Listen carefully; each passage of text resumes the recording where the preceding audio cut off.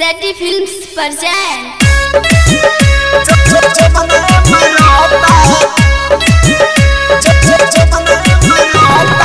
Music by DJ Singraj.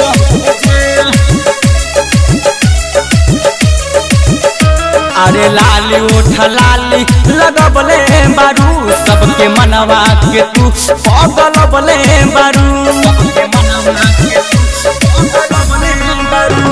अरे लाली उठ लाली लगबले बारू सबके मनवा के तू पागल बले बारू। तोहर जोबना मारोता जंप जे तोहर जोबना मारोता जंप जे लागे हवा बारे पंप से तोहर जबना मारोता जंप जे तोहर जबना मारोता जंप जे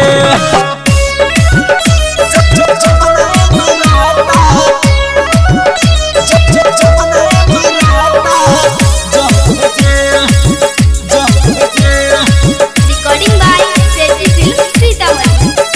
तू नाचेलू गजबे हूँ मच के रे तोहर पतली कमरिया हालच के रे तोहर पतली कमरिया हालच के रे।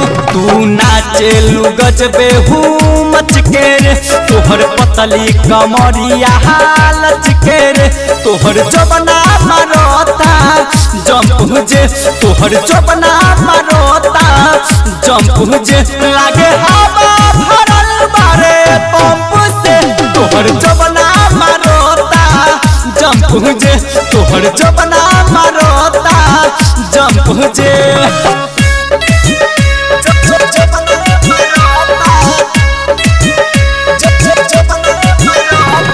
Music by DJ Singhraj.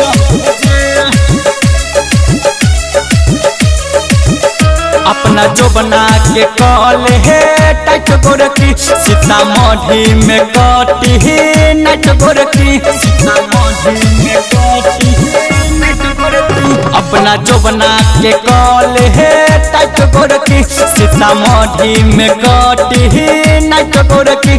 तेहू राइटर धरी क्षण से बचबे न तेहू लक्ष्मी सरोज से बचबे न लागे हवा बारे पंप से तोहर जबना मारोता जंप जे तोहर जबना मारोता जंप जे।